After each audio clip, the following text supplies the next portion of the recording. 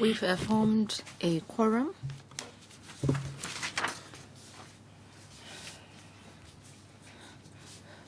Agenda item 1, election of chairman for the Subcommittee on Subsidiary Legislation relating to the Commissioner of the West Kowloon Station of the Guangzhou-Shenzhen-Hong Kong Express Rail Link and Gazetted on the 1st of June 2018.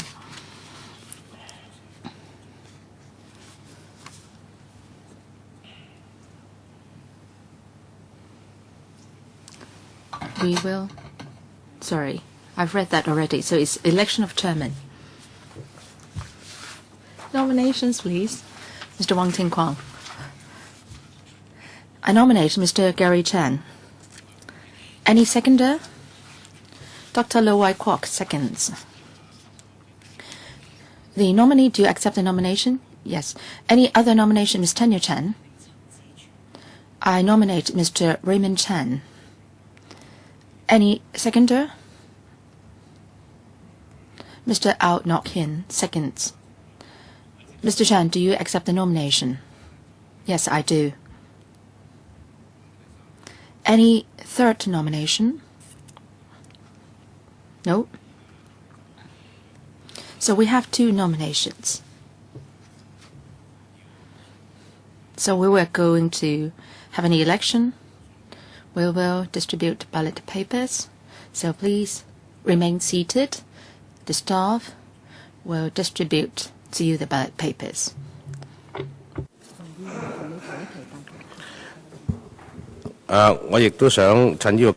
So I'd like to take this opportunity to remind you that after you've chopped on the ballot papers, I will declare that the election procedure is over, and then I will not distribute ballot papers anymore. And then staff will immediately collect the ballot papers. And those who have been given a ballot paper must put the ballot paper in the collection box yourself. And if you have not already done so, please do not leave your seat.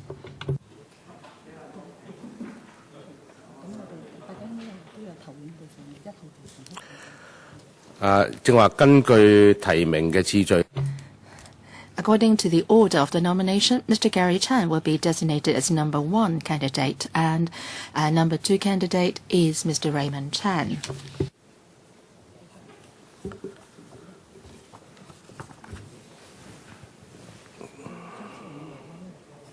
Dr. Fernando Zhang, you've just arrived. Please find a seat, and then we will distribute the ballot paper to you. I remind you once again, number 1 is Gary Chan, number 2 is Mr. Raymond Chan.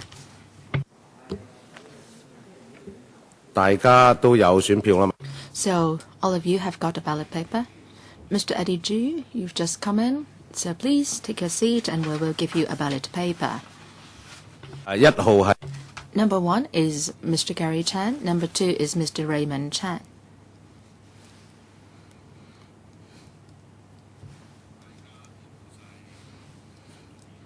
Have you chopped your ballot paper? So I declare the voting ends, and the staff will not distribute ballot papers. So please start collecting the ballot papers.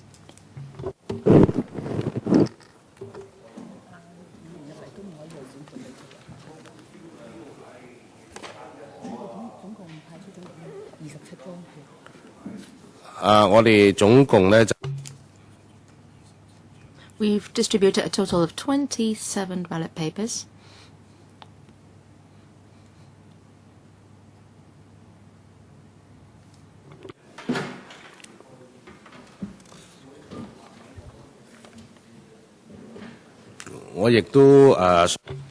I would like to ask the nominators to come forth and scrutinize or supervise the counting of votes. Dr. Fernando Zhang is not a member of this subcommittee.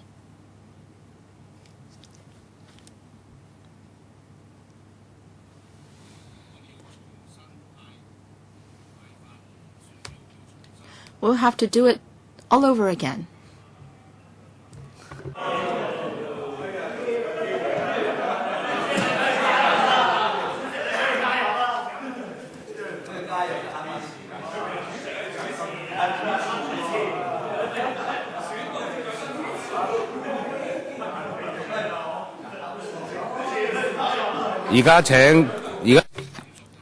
So can our staff distribute the ballot papers afresh?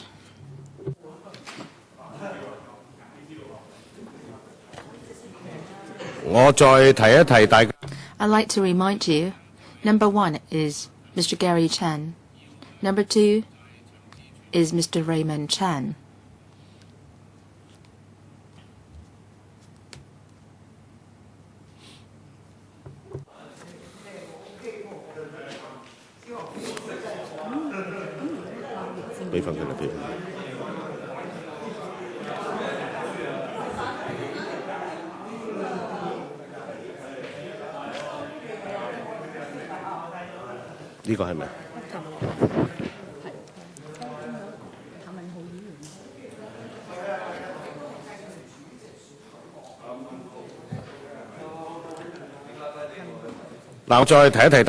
like to remind you once again, number 1 is Mr. Gary Chan, number 2 is Mr. Raymond Chan.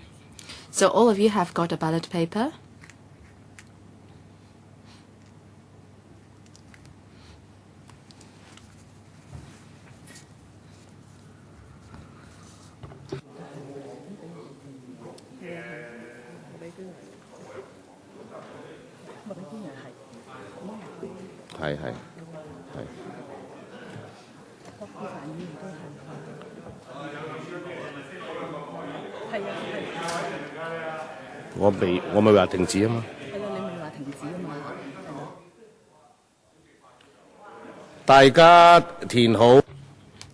Have you stamped on the ballot paper? Or the voting is closed and staff will no longer distribute ballot paper. So please start collecting the ballot papers.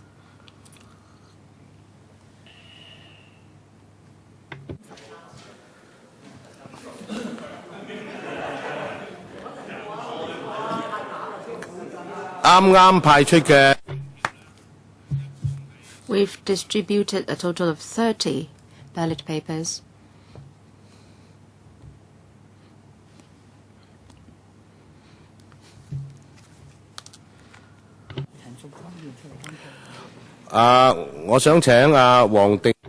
I would like to invite Mr. Wang Ting-kwong and Ms. Tanya Chan to come forth to supervise the counting of the votes.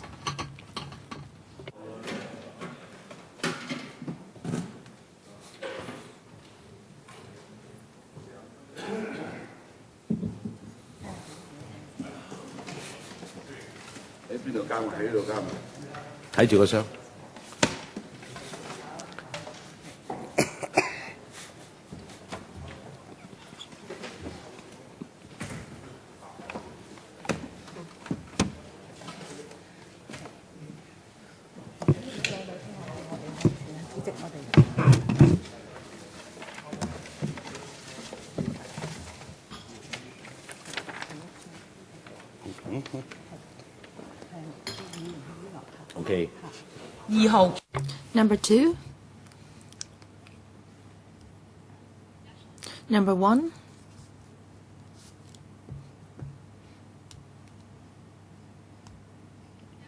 Number 1. Number 2.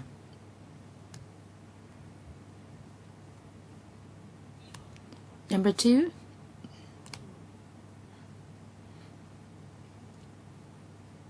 Number 2. Number 2. Number 1.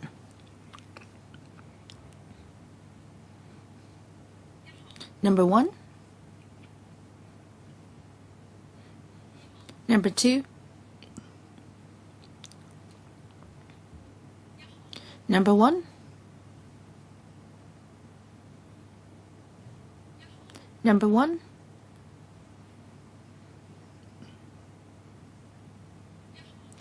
Number 1.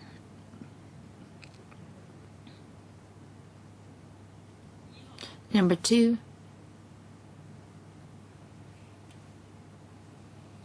Number 2. Number 1.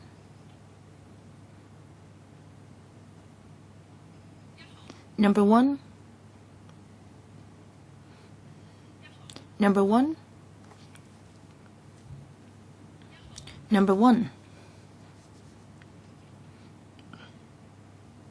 Number 1. Number 1. Number 1. Number 1. Number 2. Number 1. Number 1. Number 1.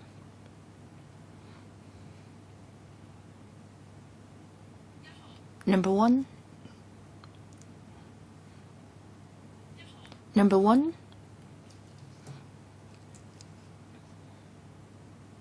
Number 2. We have distributed 30 ballot papers and we've collected the same number. And Mr. Gary Chan has got 20 votes and Mr. Raymond Chan 10. So I declare Mr. Gary Chan elected chairman of the subcommittee. So all the ballot papers will be destroyed under the supervision of the clerk. So can Mr. Gary Chan now come forth?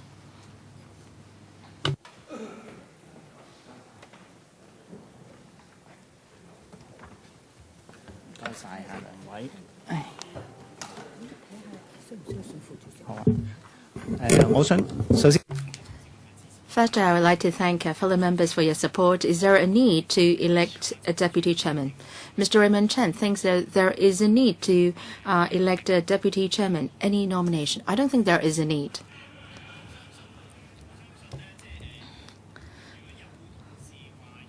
If a fellow member wishes to have a vice chairman or deputy chairman, then we can consider this proposal. Any nomination? Mr. Raymond Chen, Mr. Eddie Ju, any seconder? Mr. Wu Chi-wai seconds. And Mr. Eddie Ju, do you accept the nomination? Yes, I do. Any other nomination? Mr. Junius O. nominates Mr. Chen Han-ban. Any seconder? Mrs. Alice Mack seconds. Mr. Ben Chan, do you accept the nomination? Yes, I do. And I would also like to make a nomination. Mr. Ben Chan has another nomination. Mr. Chan, I would like to nominate Mr. Frankie Yik. Any seconder? Ms. Alice Mack seconds. Mr. Frankie Yik, do you accept the nomination? Yes, I do.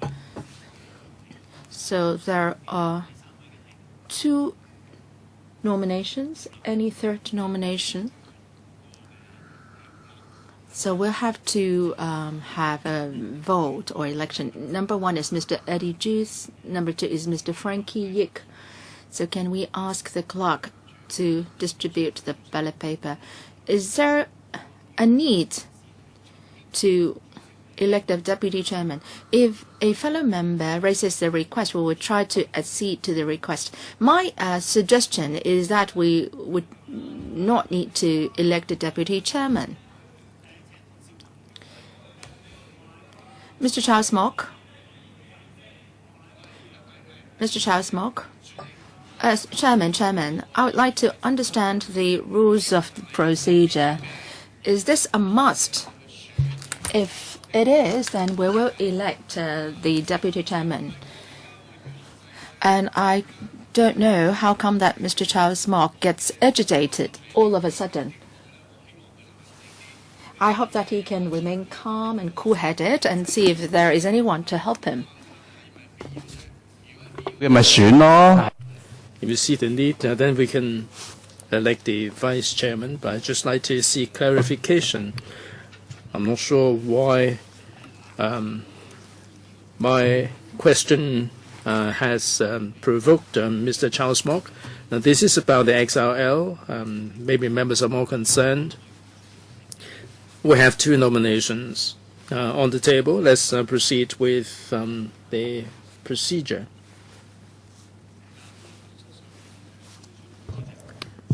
There is a suggestion for vice chairmanship. Should we put it to the vote as whether we're going to have vice chairman?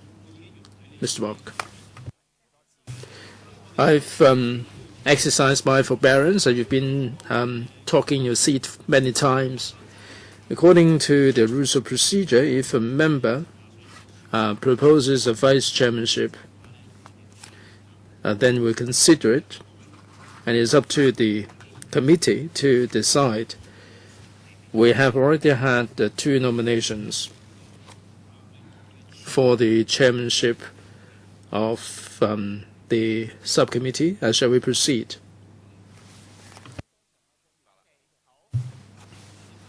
Okay, then let's distribute the ballot papers.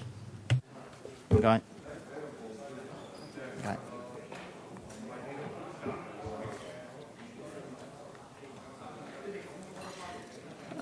嗱，請大家留意下，1號就係朱凱迪。Number 1 is Mr. Detention. Number 2 is Mr. Frankie Yik.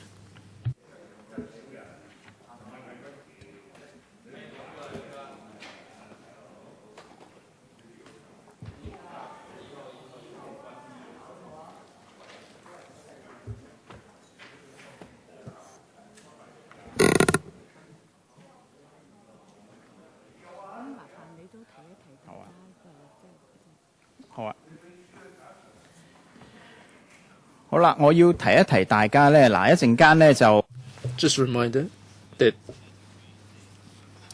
the clerk will be collecting back the ballot papers. Please deposit the ballot papers into the ballot box.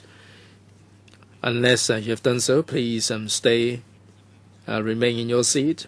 Now we'll stop distributing the ballot papers. Please proceed to vote. Will the clerk please collect the ballot papers? 按秘書嘅統計咧，我哋一共派 We have distributed altogether 30 ballot papers by the count of the Secretariat.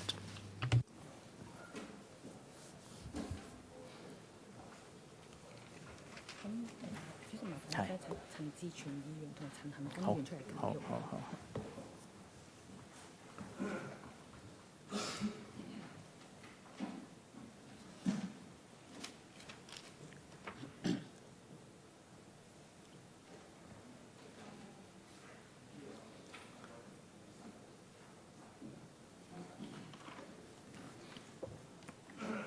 我見到咧2位提名人咧都已經 2 nominees are already done with the voting.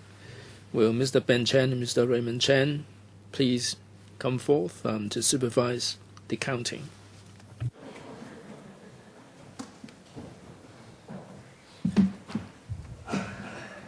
該晒。好啦。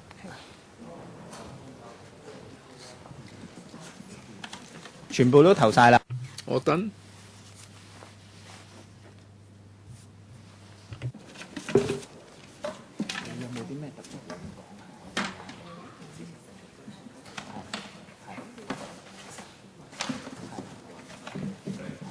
好，冇問題。好，得。可以開票啦，唔該。2號。Number 2. Number 2. Number 2. Number 2.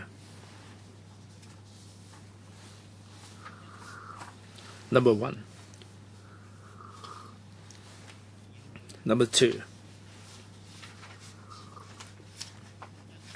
Number 1. Number 1. Number 1. Number 2. Number 2. Number 2.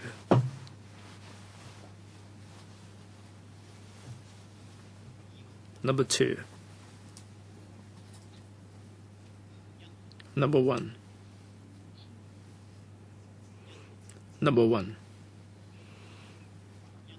Number 1. Number 2. Number 2. Number 2. Number 2. Number 1. Number 1. Number 2. Number 2. Number 2. Number 2. Number 1. Number 2. Number 2. Number 2. All right, we have the results in. Mr. Ju 10, Mr. Frankie Yik 20. I declare Mr. Frankie Yik elected as Vice Chairman of the Subcommittee. Unless you have any further questions, shall we invite the administration in, please?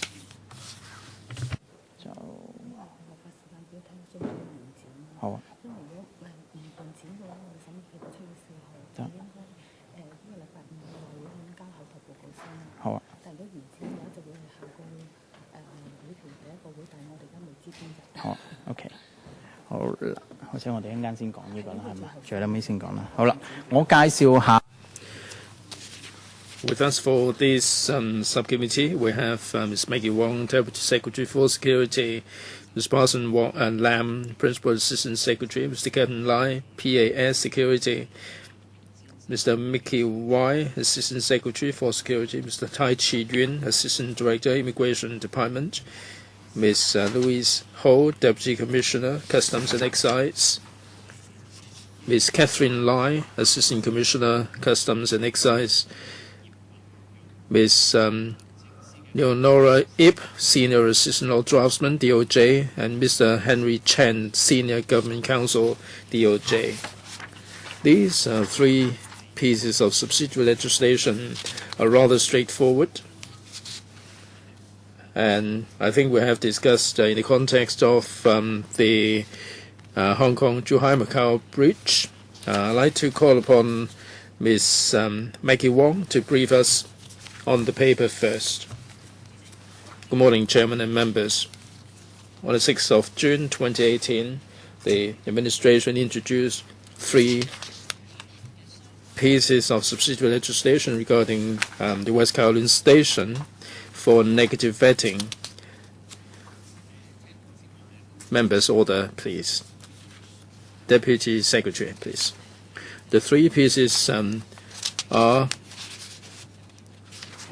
Immigration Places of Detention Amendment Order 2018, Immigration Service Designated Places Amendment Order 2018 by the Secretary for Security, and the other one is Cross-Boundary Movement of Physical Currency and Barrel Negotiable Instruments Ordinance Amendment Schedule 1 Number 2 Notice 2018. The two immigration orders are intended to set up detention quarters for the Immigration Department to carry out daily immigration control. The one by the Customs and Excise is to designate that at the for travelers coming in through the green and red channels, they have to make the declaration to carry CBNIs to the tune of $120,000.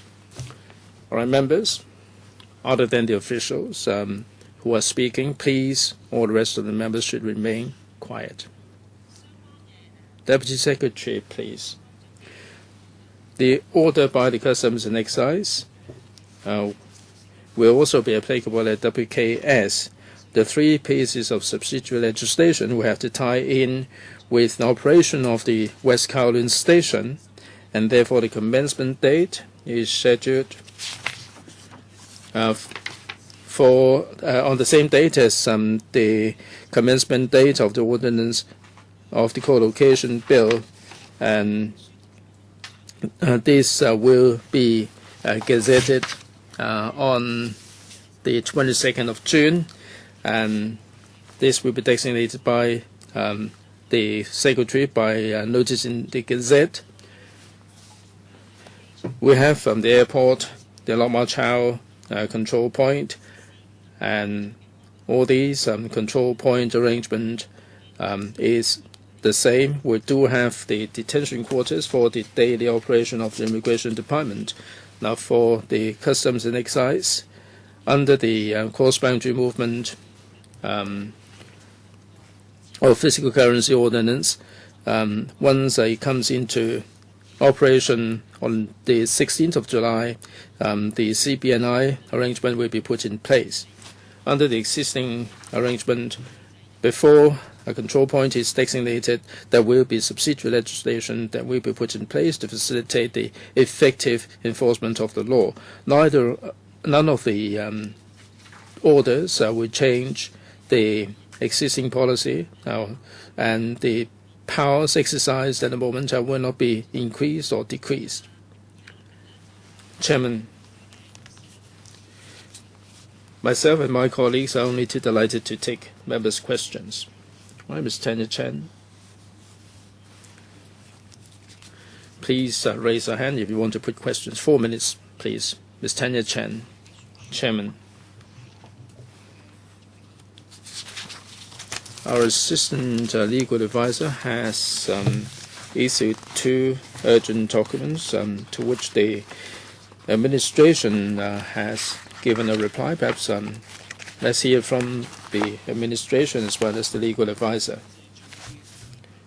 I was going to call upon the legal advisor to speak at the end of the meeting. Since you've raised this issue, I call upon the legal advisor. Chairman, thank you. Earlier, the Legal Services Division wrote to the administration inquiring about the 3 legal notices. The 3 letters are basically the same. There are 2 areas. Perhaps I brief members on the content of the letters and see what response administration will have, and members may wish to follow up thereafter. The first area is the drafting issue. Members probably noticed that for the 3 notices, immigration places of detention order in the scheduled West Kowloon station is going to be added, and a detention quarters will be designated for the Immigration Department. We noticed that there are certain specific terms like West Kowloon Station and mainland port area. Here in this legal notice, this subsidiary legislation, there is no definition for those terms. We noticed it, and if members notice, at the co-location bill, under the interpretation, there is a definition there for those terms. We put this question because for MPA, mainland port area, the definition is rather complicated. So if you look at the co-location bill, the mainland port area also covers the train compartment.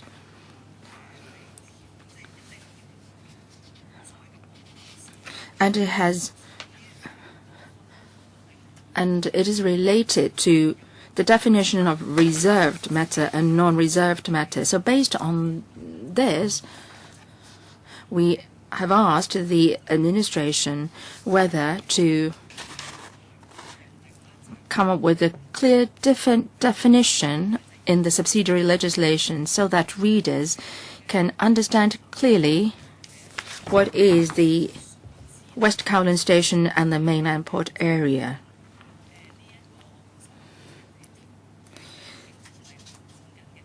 So that readers can understand that these refers to the definition of these two terms under the co-location ordinance. The government has given us a written reply, and maybe they can elaborate on that later on. And there is another technical issue, which has to do with commencement date. Members might understand that for subsidiary legislation, the commencement date, as pointed out by the administration, the commencement date this time will align with the commencement date of the co-location ordinance. And we understand that the usual practice is that in the case of a negative vetting of subsidiary legislation, we would normally allow the vetting period to run its full course before bringing the subsidiary legislation into operation. And what is it? What is that? And in simple terms, it's 28 days plus 21 days.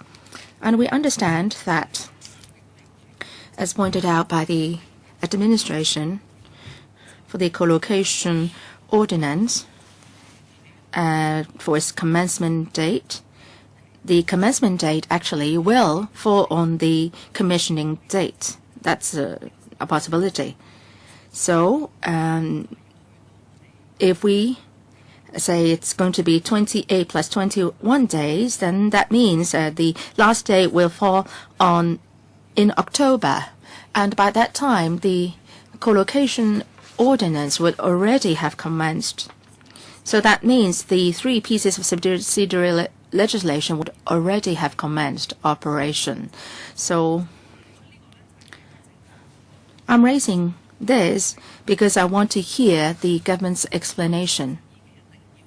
But it doesn't mean that there is a sort of a mandatory or rigid requirement that the vetting period should run its full course. There are indeed other occasions whereby the subsidiary legislation will already have commenced before the end of the vetting period.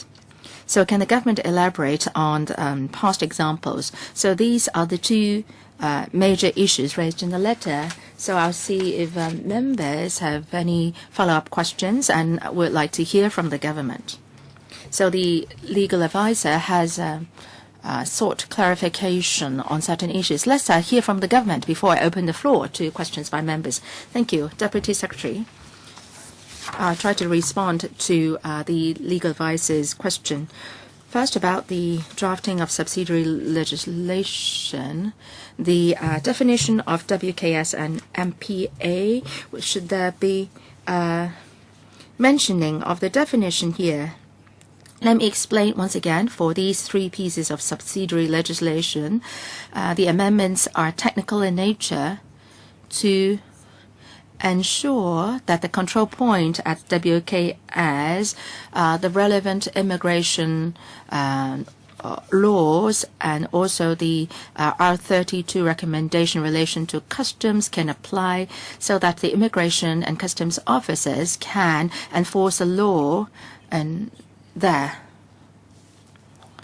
These places are within the jurisdiction of Hong Kong, and we should be enforcing Hong Kong laws, and no reserved or non-reserved matters are involved. So that's point number one.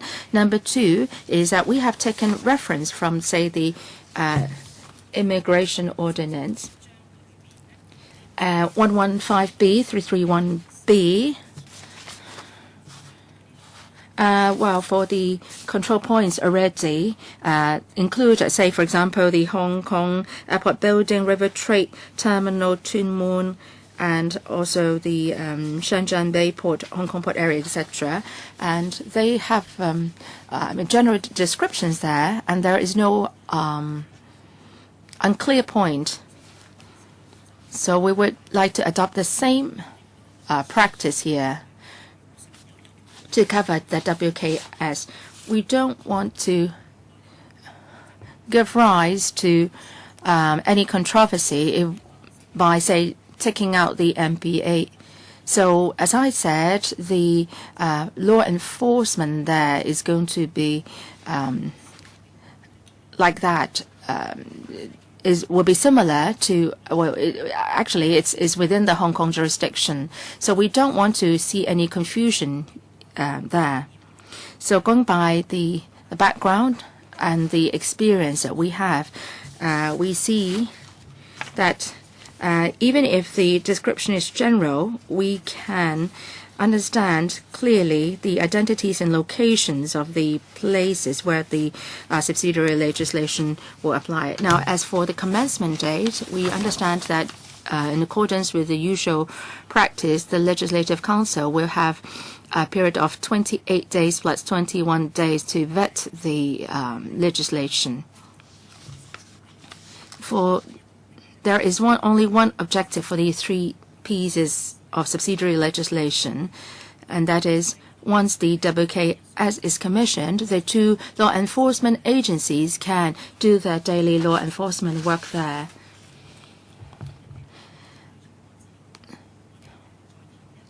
So we think it's appropriate that we introduce these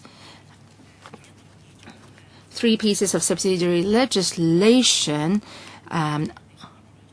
after the co-location bill was introduced.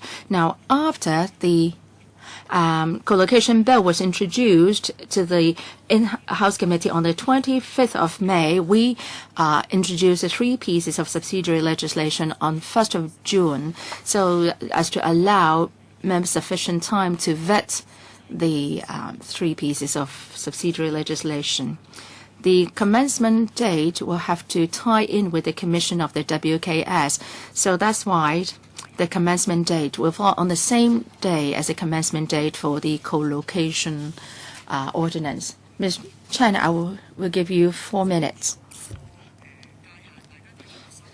Now, I will focus first on the places of detention and the Immigration Service Destination Places Order 2018. We have seen the reply on those two already. I've heard the government's explanation, and I thank them for the very clear explanation. I would like to thank the legal advice as well.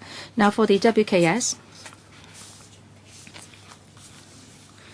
For the XRL WKS, well, I have borrowed this bill from Mr. Raymond Chen, and for this bill, in Clause 2, it sets out clearly the definition of mainland port area and also the West Kowloon station. The definitions are clear there. It says that clearly that the MPA will be excluded here in the subsidiary legislation. But is this the appropriate approach? Second, going by the government's reply, it says that there have been past occasions where the relevant subsidiary legislation, due to operational needs, had to commence before expiry of the full negative vetting period. Can you cite some examples for us? So, Chairman, I would also like to ask, the government has cited some examples, the Two Moon River Trade Terminal, Shenzhen Bay Port, Hong Kong Port area, etc. I would like to understand for the examples that you've cited. Well, I understand that the Hong Kong airport is not a restricted area. So have we got some examples whereby detention quarters are set up in non-restricted areas?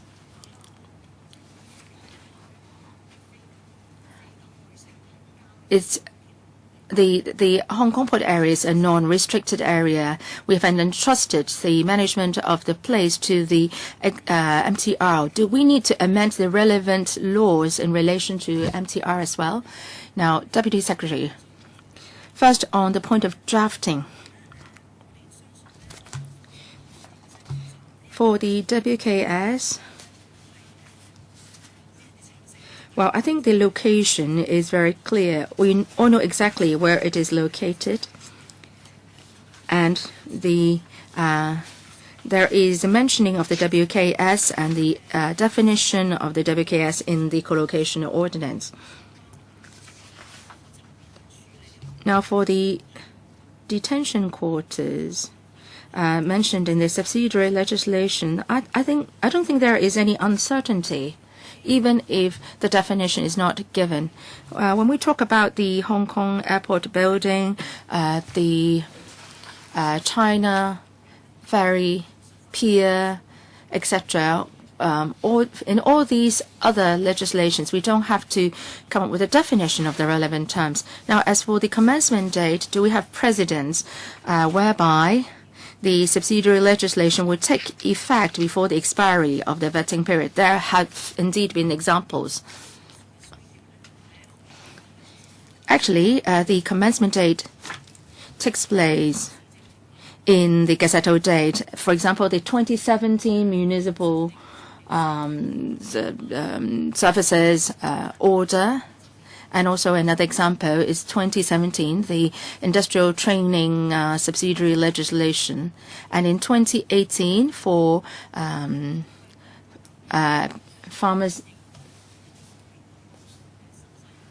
PNP, pharmacy and poisons legislation, etc. So there have been precedents. And the third question is whether we have set up detention quarters in a non-restricted area. For the Immigration Places of Detention Amendment Order 1D, I've talked about the China Ferry Pier and the Macau Ferry Pier. All these are included in the schedule. And these detention quarters control points and piers. So some of these pier areas are not restricted areas. What matters most is we have legislation to prevent the law enforcers to go into certain areas of the piers. Mr. Raymond Chan. On the surface, these subsidiary legislations seem to be very simple, and that is the area within the WKS, other than the WKS MPA, will be included into the relevant areas. Now, the legislation will authorize Hong Kong personnel to enforce the law in areas outside the MPA. So if we think that the co-location ordinance is not constitutional, then I will not support these three pieces of subsidiary legislation.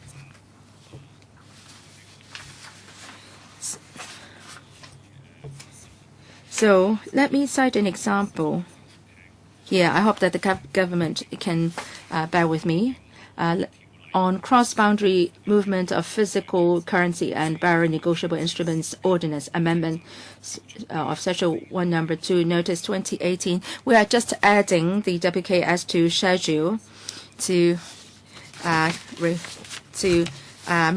mandate travelers holding an amount of $120,000 in CBNIs to declare their property. Now, for this ordinance,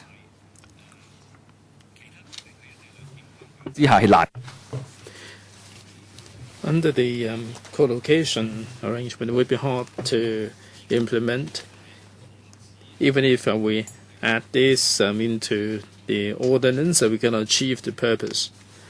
This is to govern those who are using the West Kowloon station, and the government never told us whether they can intercept the trains that are operating in Hong Kong to check whether that there are any CBNIs involved.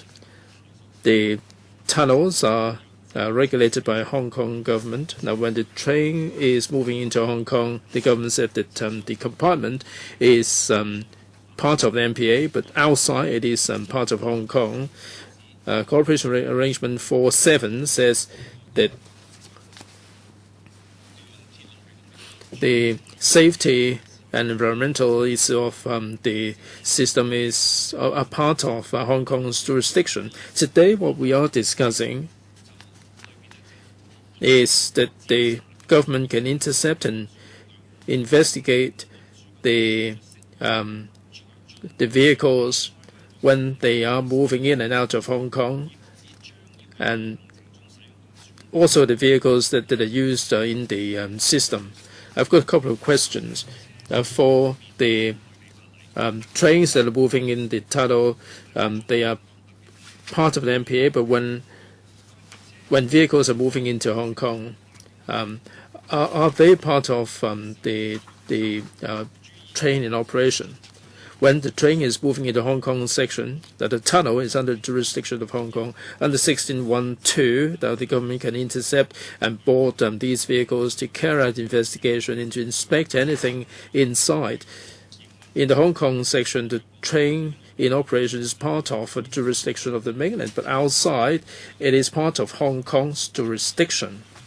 Under Cooperation Arrangement 7.4, it is only safety of the train and environmental issues that are part of Hong Kong. Can the government intercept this train in operation to inspect the outside body of the train? Deputy Secretary. Let me say something about the broad principle, and my colleagues can supplement. Mr. Chen's example is very specific. There are a number of key principles regarding the legal applicability and so on. Under the cooperation arrangement and the co-location ordinance, we have to look at to see whether it is a reserved matter or non-reserved matter.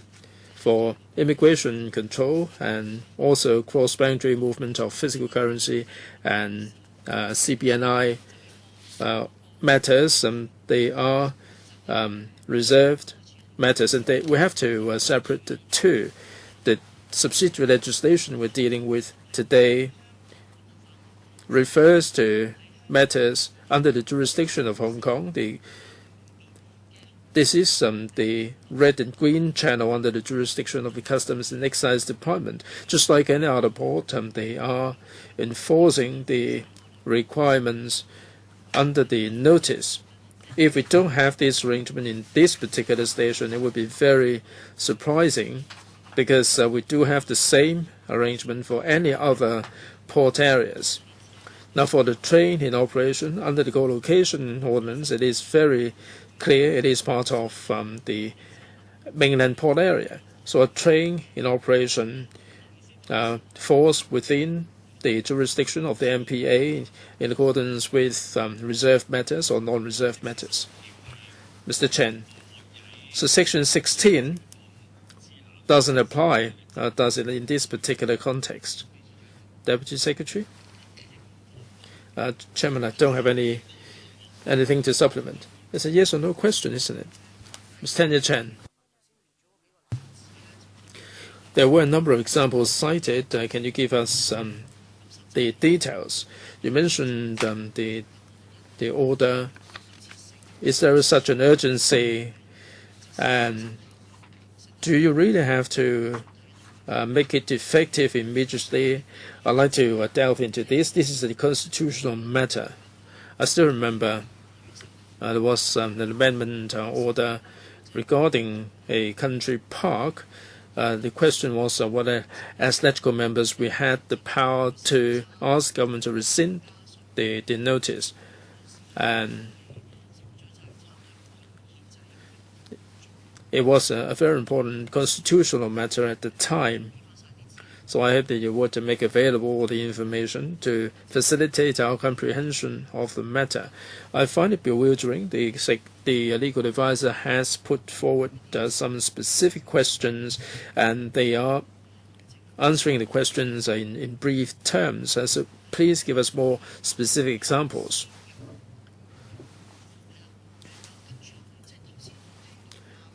I heard from the Deputy Secretary a mention of the terminals, and you have the relevant ordinances.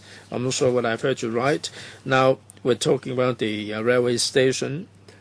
Do we have to amend the bylaws and the railway bylaws in this regard also, Deputy Secretary? In response to your question, certainly we can make available the examples. There are some examples, some subsidiary legislation that, because of the operational needs that came into effect on the day they were gazetted. And for these 3 pieces of legislation, the commencement date ties in with the commissioning of the West Kowloon station, which is in September. We gazetted this on the 1st of June, and members would have a total of 28 days to scrutinize the legal notices. There would, we believe, a reasonable period of time for members to have a look at the notices. As regards the detention quarters that are designated in different pieces of legislation, I mentioned the terminals under the Port Control Ordinance. We have the restricted areas for these ferry terminals, and the Tourism Commissioner under the Cruise Terminal Ordinance, we have restricted areas, and the detention quarters are also designated in these restricted zones. Ms. Chen, do we need to amend any of the bylaws to do with railways? Do we need any amendments there? Deputy Secretary? Thank you, Chairman. For these 3 pieces of subsidiary legislation, the answer is no, because we would like to let the Immigration Department have the detention quarters, and also the Customs and Excise implement the requirements under the cross-boundary movement of CBNI ordinance. All these are sent out in ordinance. I invite Mr. Eddie G first before I let you have the floor again. Chairman, thank you. In answer to the legal advisor, I noticed that the administration is of the view that the West Kowloon station and the mainland port area are sufficiently clear, and there is no need, in their view, to refer back to the co-location ordinance. I hold different views here, because under the co-location bill, the West Kowloon station and mainland port area, as far as the general public are concerned, there are clear coordinates in the bill, and there is also a deeming provision there in the bill. The train compartment is regarded as within the mainland port area. I don't think any member of the public, when reading these immigration places of detention order or any other pieces here, would understand the deeming provision.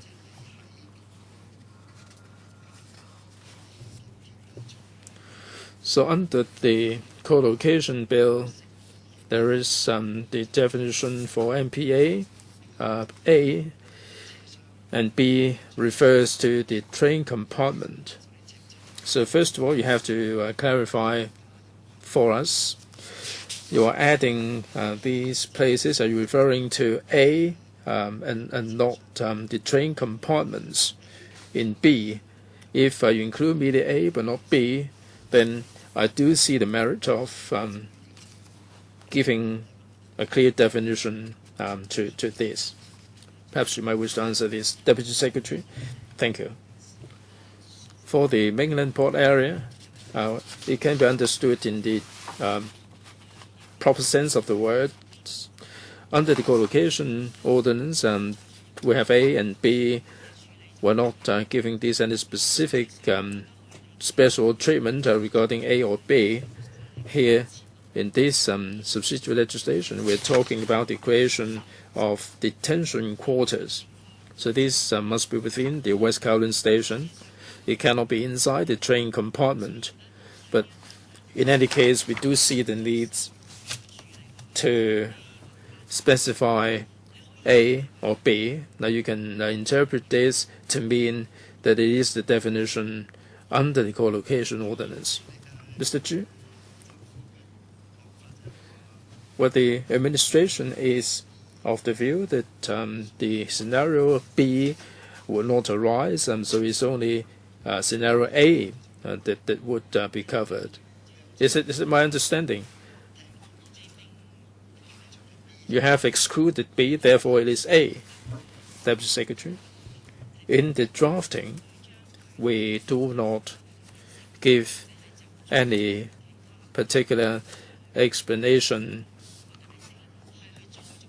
We do not interpret the definition of the co-location ordinance. So basically it is consistent with the co-location ordinance. The reference to the mainland port area, and this is to the exclusion of any other areas in the West Kowloon station, so A and B are excluded. Mr. Chu, I wait for my next turn. Ms. Tanya Chen. Beg your pardon, Chairman. I'd like to seek some confirmation. I am a bit lost here.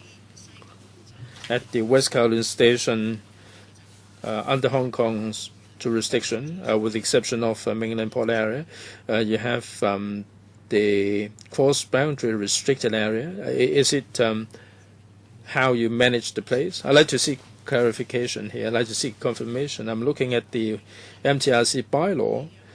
So is this a cross-boundary restricted area? It is managed under this term. Deputy Secretary? The West Kowloon station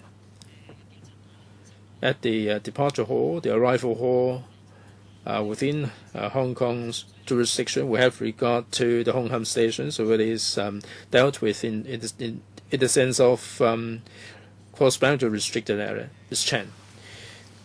Under the MTRC bylaws, the MTRC can publish by notice in the Gazette any area, including the paid area, as the cross-boundary restricted area. So I presume that the detention quarters would be within the cross-boundary restricted area, isn't it? Deputy Secretary? To answer the first question, Ms. Chen already mentioned that a question whether this would be in the form of cross-boundary restricted area. The answer is yes, but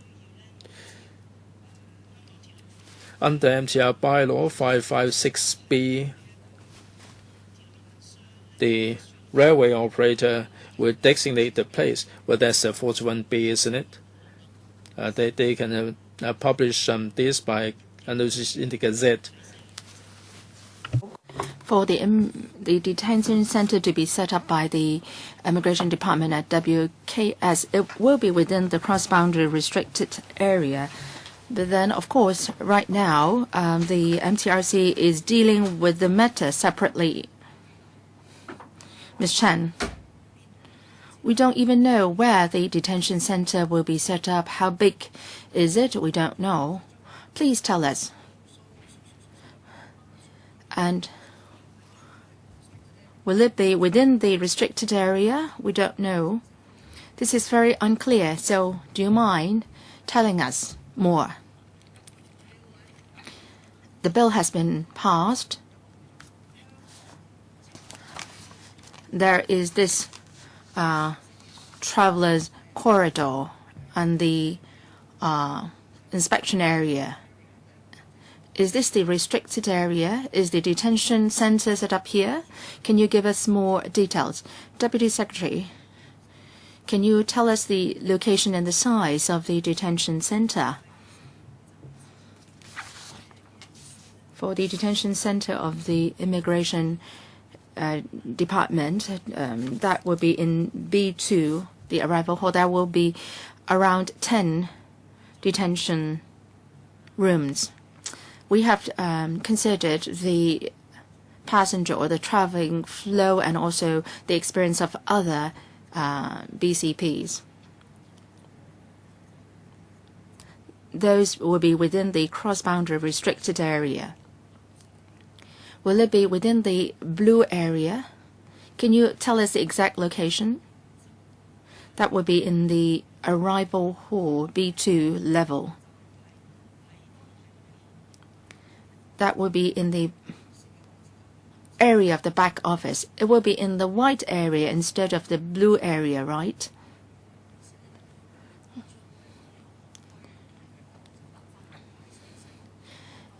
You said that you would abide by the definition of the MPA in the co-location ordinance. So I would like to find out whether it will be within the blue part.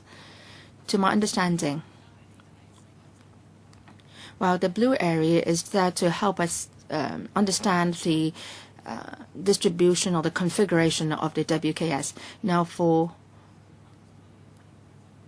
the blue part, this will be the part where the traveler will go through.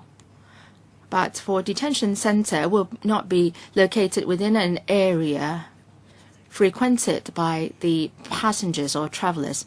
Does it mean that it will fall within the area with no color here on the plan? Can you answer directly? Will it be within the area with no color here? Yes. Well, that's the understanding. Mr. Eddie Zhu.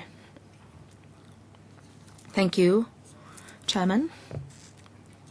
I would like to follow up on my earlier question.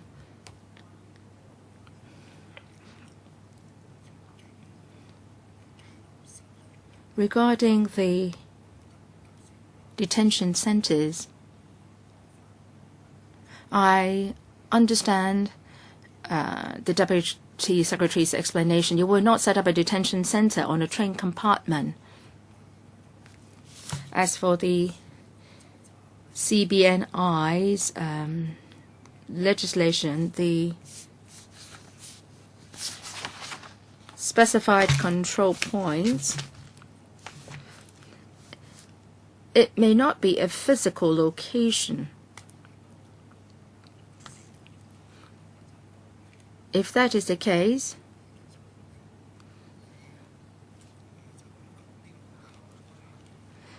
if you just say MPA in Immigration Places of Detention Amendment Order, then we'll understand that we're talking about A and not B. But for the CBNI legislation, if we are not talking about a fixed physical location, maybe it also can also cover a train compartment, a moving place, or a moving venue. So should we be specifying that it should just be A and not B? So should you be specifying that? So I want to ascertain whether the Immigration Places of detention is different from the cross-boundary movement of physical currency and bearer negotiation instrument order. Deputy Secretary. Well, let's go back to the aim of the subsidiary legislation, and it's clear, is to allow the immigration and CNE officers to, in places under Hong Kong jurisdictions, set up a detention center by the Immigration Department. And in relation to the CNE,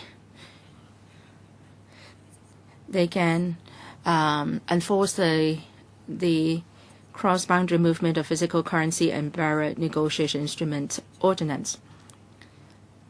So they are asking the travelers to do declarations under the RGCS. So it doesn't apply to, say, a moving train compartment, so to speak. And we are taking out the MPA in our subsidiary legislation. If we don't write that in, people may not be clear about that, because indeed the MPA is within the WKS. So we have to state categorically that the MPA is excluded, and we don't want to further elaborate on the MPA. So put simply, it covers A and B in the collocation ordinance. So I would like to turn to another subject now.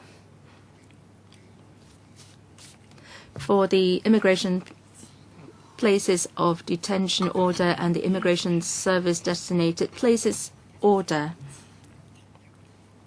would they be specifying the same place? Why is there a need for two pieces of subsidiary legislation to specify the same place? Deputy Secretary. The Immigration Department is empowered by two pieces of legislation to enforce the law, and these are in relation to detention matters. The first one is the immigration places of detention order, and that has to do with Cap 115. It sets out a number of matters, including immigration matters and combating of crimes, etc.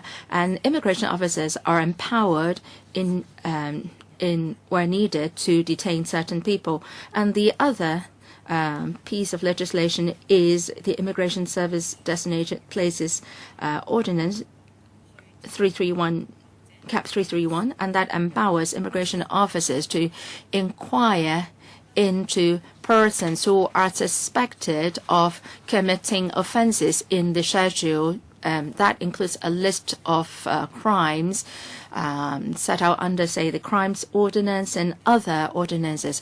For example, a possession of fake identity cards and also making false representations, etc. So a list of such offenses are listed in the schedule. So these two pieces of legislation empower the immigration officers to make inquiries to certain persons and to detain people as well. So the member is right in pointing out that in relation to the schedules of the two pieces of legislation, the detention centers there are the same for the two pieces of subsidiary legislation. Mr. Raymond Chan, the cooperation arrangement, well, we are very clear about the requirements in that arrangement.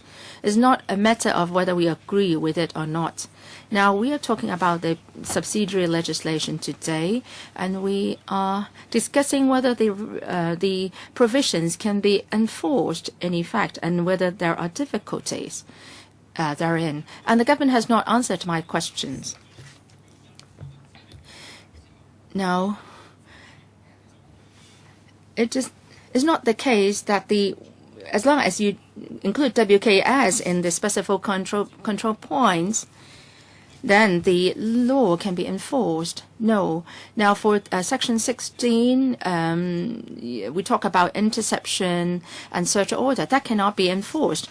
Now for Section 20, getting the power to get particulars from those on the cross-boundary transport, and the administration can get information from those on cross-boundary transport modes. Does it mean that the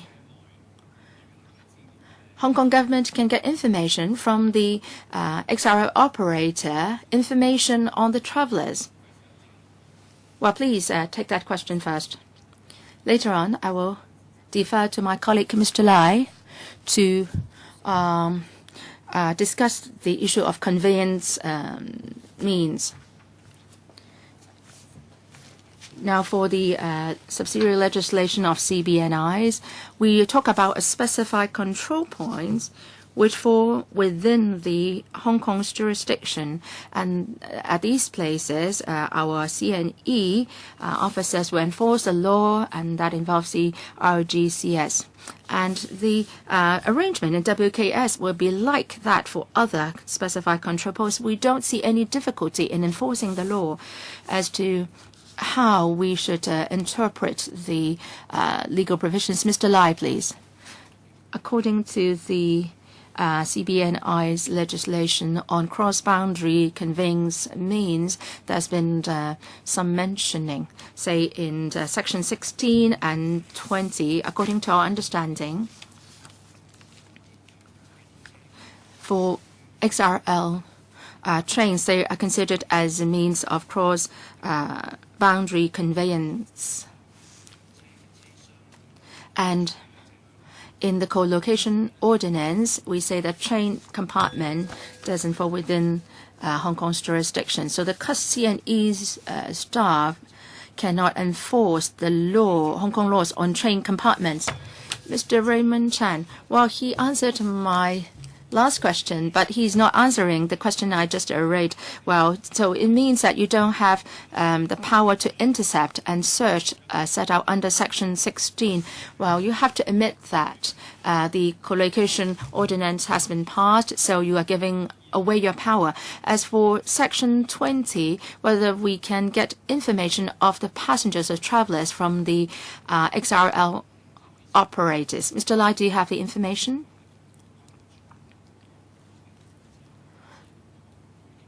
Well, let's look at the background and objective of why we want to get information from the XRL operators. We want to counter money laundering and terrorist financing. According to the guidelines of the FATF, Financial Action Task Force, they have this recommendation 32.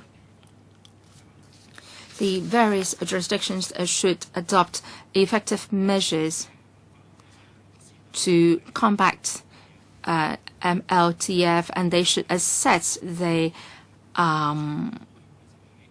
passengers and identify high-risk passengers. So the law should be applicable to cross-boundary transport means. XRL is a kind of cross-boundary transport means. So if the customs and excise feels that there is a need, we can get the information on passengers from the XRL operator. Well, so you've answered my question. Any other member who wishes to speak? If not, then we will go by clause scrutiny. Let's first work on the LN 109, the places of detention order first. So can I defer to PS Mr. Lam? Let's take a look at the Immigration Places of Detention Amendment Order 2018. There are 3 sections. One is the commencement date of the order. As we said, this order comes into operation on the same date as the commencement date of the co-location ordinance, and the date will be specified by the Secretary for Transport and Housing. And that's Section 1. Section 2 says that the immigration places of detention order Cap 113 subsidiary legislation B is amended as set out in Section 3. And Section 3 talks about the specific content, and that is the schedule will be amended. The schedule sets out the list of detention quarters, and that is we will add in 31, and that is the area within the WKS of the Guangzhou-Shenzhen-Hong Express Rail link, other than the West Kowloon Station mainland port area, that is set aside as detention quarters for use by the Immigration Department. Mrs. Tanya Chen. Well, the designated date is the commencement date, and will this lapse? For other locations, will there come a point where maybe the terminal will cease to exist and the terminal will not be used anymore? I'm not sure whether you deal with this in the context of the principal ordinance, or how do you deal with this in this context? Deputy Secretary? As you can see, there is no expiry date for this. Now, for the subsidiary legislation regarding detention quarters, the question is whether the detention quarters will cease to exist or have been relocated. This happened before. If this does happen, we will just abrogate the particular references. Yes, under the ordinance, this can be done. Will this be gazetted? Yes, indeed. Any further questions? Mr. Adichie?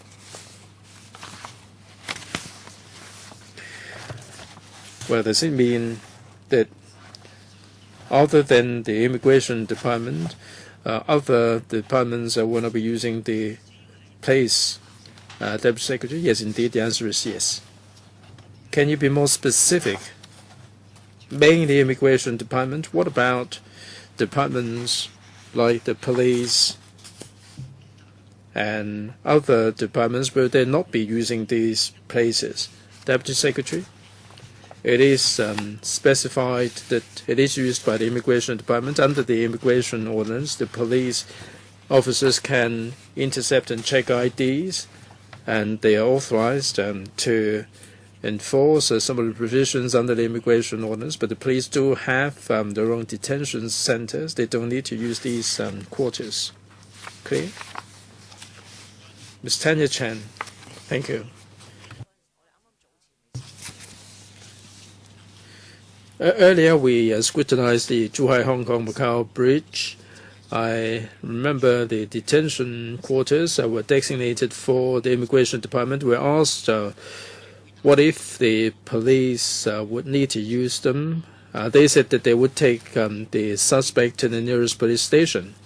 Can the police ask to use these detention quarters?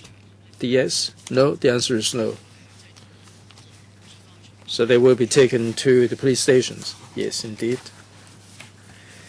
Unless you have any further questions, let's endorse these three pieces.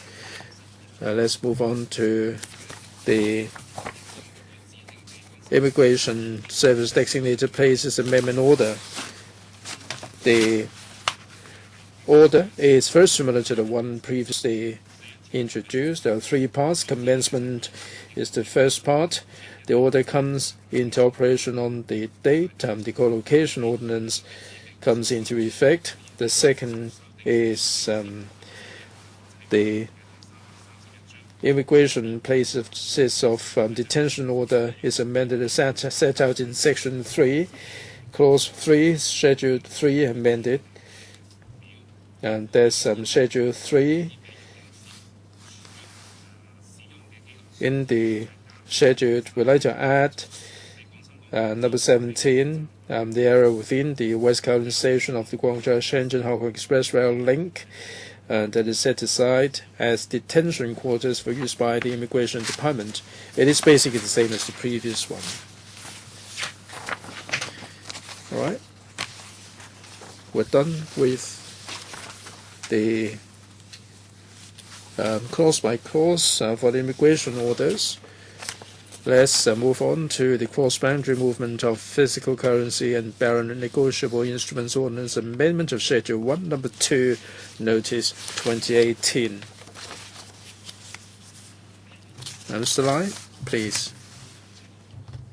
Sorry, Customs and Excise. Ms. Louise Ho, Deputy Commissioner. Chairman, thank you. Cross-boundary movement of physical currency and bearer negotiable instruments ordinance amendment of Schedule 1, Number 2, Notice 2018.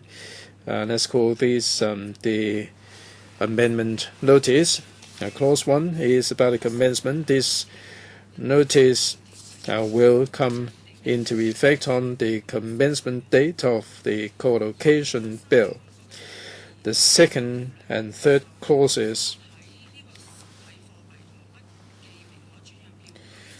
the cross-boundary movement ordinance Schedule 1, we add Number 14, West Kowloon Station of the Guangzhou-Shenzhen-Hong Express Rail Link, other than the West Kowloon Station MPA or mainland port area. Anyone in possession of CBNIs to the tune of $120,000 will need to make a written declaration in the red and green channel system. Thank you. Any questions there? If not, so much for the scrutiny of this. We have completed the clause-by-clause scrutiny of the three pieces of subsidiary legislation. I don't see the need for any further extension of the meetings. Secretary, will you brief us on the timetable? Chairman, thank you. The expiry date is the 4th of July, and on the 22nd, that's this Friday, an oral report will be made to the House Committee, and amendment notification is on 26th of June. All right, is that clear? Any further questions? And a supplement from the officials?